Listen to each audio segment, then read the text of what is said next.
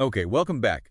Today we're diving into investor Guy Spier, but maybe not in the way you'd expect. We're not really focusing on what stocks he bought. No, the real story, the fascinating part, is how he manages himself, his own behavior. He calls it behavioral architecture. Exactly. So our mission here is to kind of unpack the structural rules he built, the ones that helped him find, lasting success. And it's such a great case study because Spear had all the credentials, right? Oxford, Harvard, MBA, the typical markers of high intelligence. Right, but that high IQ, it wasn't enough. Not at first. No, he's quite open about it. He started out almost like a Gordon Gekko wannabe, as he put it, driven by the outer scorecard. The outer scorecard, meaning what others think. Public approval, making people envious. Precisely. And chasing that led him to, well, a pretty dubious firm early on, and he admits making foolish and often immoral choices. It really shows that smarts don't automatically equal rational behavior. So what shifted? There must have been a turning point.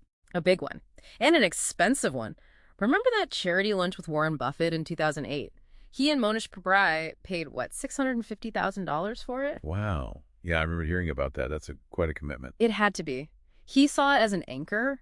Paying that much publicly kind of locked him into a new ethical path. It made backing down psychologically almost impossible. Okay, so that's the catalyst. Now, the behavioral architecture itself, what's the foundation?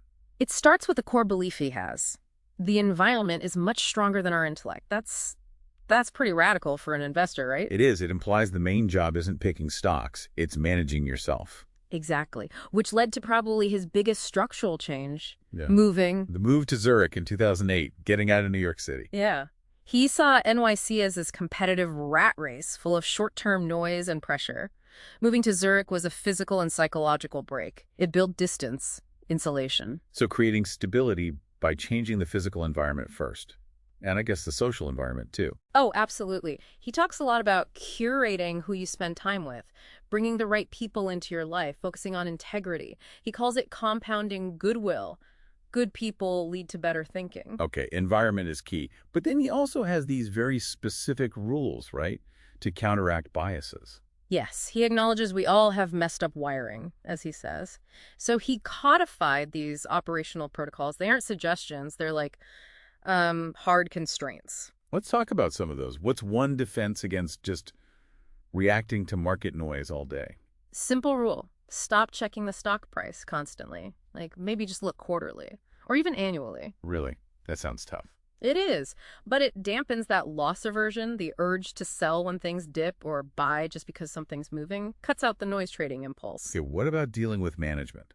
CEOs can be very persuasive. His rule, Yeah. just don't talk to management, period. Wow, okay, why? It guards objectivity, prevents a charismatic leader from implanting optimism bias. He wants the numbers, the verifiable facts, not the sales pitch. That makes sense. And what about the heat of the moment? Markets plunging, you feel you have to act? Action bias. His defense there is never buy or sell when the market is open. He sends instructions after hours for the next day. Yeah. It decouples the decision from the immediate market emotion. So environment rules. It all seems geared towards achieving this inner scorecard idea he mentions. Exactly. It's about pursuing your own internal standards, integrity, self-respect, regardless of what the crowd thinks. That independence is crucial for contrarian thinking, for seeing what others miss. And this philosophy even shapes his fund, right?